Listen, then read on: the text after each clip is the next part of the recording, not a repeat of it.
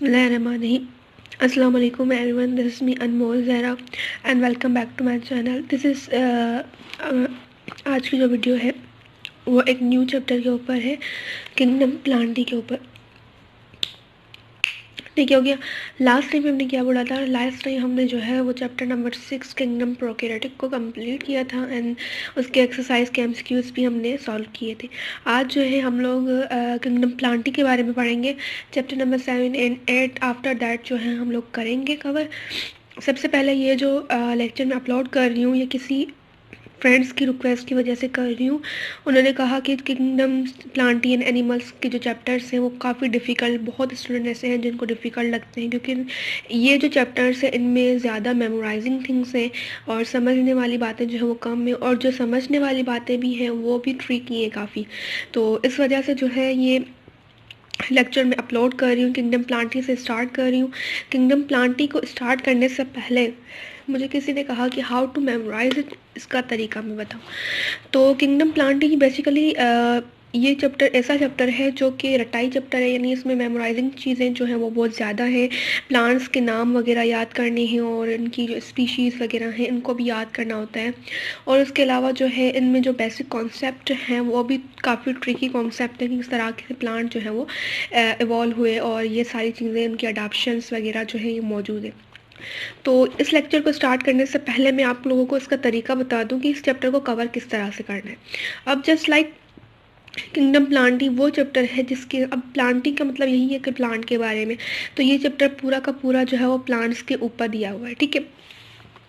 अब जो ये प्लांटिंग चैप्टर किंगडम है तो इसके अंदर जो है वो बहुत सारी चीज़ें ऐसी हैं जो मेमोराइजिंग है। ठीक है। अब इनको याद किस तरह से किया जाए? जस्ट लाइक आप लोग जो है ना किंगडम प्लांटी चैप्टर स्टार्ट करते हैं, आपने स्टार्टिंग से पढ़ा, एक बार पढ़ा आपने, आपको पूरी अच्छी तरह से समझ आ गया। उसके बाद काफ़ी दिनों के बाद जो है फिर से आपने उस चैप्टर को जो है टच किया, आपने आपने वो चैप्टर जो है वो आहिस्ता आहिस्ता जो है वो भूलते जाएंगे। तो इस चैप्टर को कंटिन्यूसली एक ही बार पढ़कर एक ही बार जो है उसे मेमोराइज किस तरह से किया जाए। आप लोग जो है वो किंगडम प्लांटी जब आप ये चैप्टर पढ़ते हैं तो किसी भी टीचर से पढ़ते हैं, जस्ट लाइक किसी भी यूट्यूब की वीडियो से पढ़ते हैं या किसी भी टीचर से जो है ये चैप्टर आप कवर करते हैं। तो इस चैप्टर को, ठीक है, तो हमने एक चैप्टर जो है कंप्लीट किया, जस्ट लाइक आपने किसी भी टीचर से कंप्लीट किया या फिर आपने बुक से जो है वो रीड करके कंप्लीट किया या किसी भी यूट्यूब चैनल से आपने ये चैप्टर जो है वो कंप्लीट किया।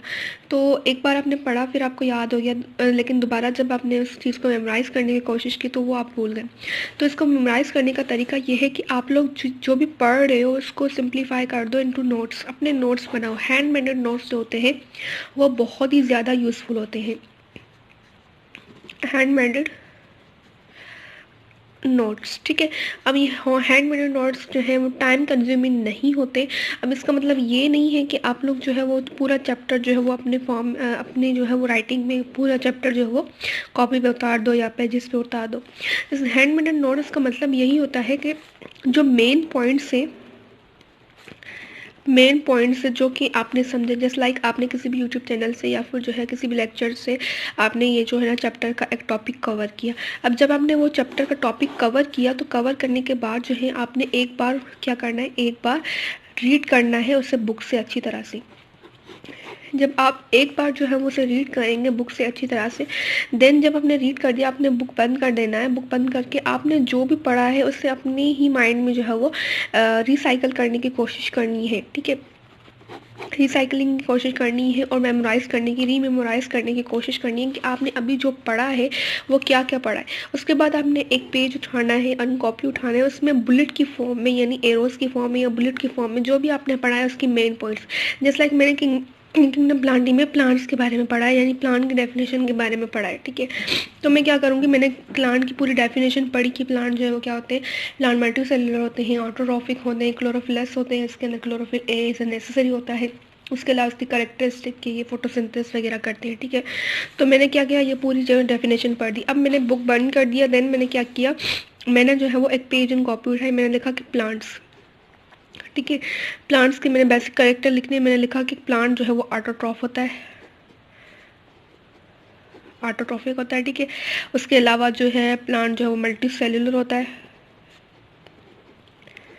ठीक हो गया। उसके बाद जो है प्लांट जो है फोटोसिंथेटिक होता है।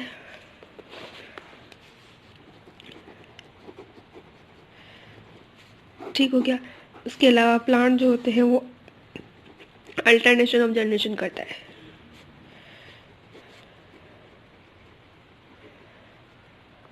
ठीक है, तो ये मैंने क्या किया, मैंने एक ही डेफिनेशन को चार जो है वो बुलेट फॉर्म में जो है वो बिल्कुल शॉर्ट करके लिख किया। ये पूरी प्लांट की डेफिनेशन हो गई। ठीक है, तो इसका मतलब ये है कि मैंने जो कि यहाँ तक पूरी डेफिनेशन आ रही थी, एक डेफिनेशन यहाँ तक आ रही थी, 5-6 लाइनों की डेफिनेशन आ रही थी, उनको मैंने जो है वो 4-5 अल्फाज में जो है वर्ड्स में जो है कन्वर्ट कर दिया और बिल्कुल ही ईजी तरह के। जब आप लोग ये नोट्स बनाएंगे तो ये इन द फॉर्म ऑफ आपने जो बुलेट पॉइंट्स लिखी हैं इनको आपको मेमोराइज़ करने की ज़रूरत भी नहीं पड़ेगी, क्योंकि ये खुद ब खुद आपको मेमोराइज हो जाएंगे in the form of bullet जो भी चीज़ें होती हैं। ठीक है, अब इसको आप अपने फॉर्म में भी लिख सकते हो इजीली, क्योंकि ये आपके हैंडमेड। अब जब दोबारा आप इसको जो है वो रिवाइज करने आएंगे तो ये बुलेट फॉर्म में लिखी हुई होंगी और इजीली आप जो है इसे रीड भी कर सकते हो और दोबारा रीमेमोराइज भी कर सकते हो। ठीक है, तो ये जो है तरीका है इस पूरे चैप्टर को कंप्लीट करने। अब अगर हम फैमिलीज़ की बात करें, ये तो हो गई थ्योरीज की बात।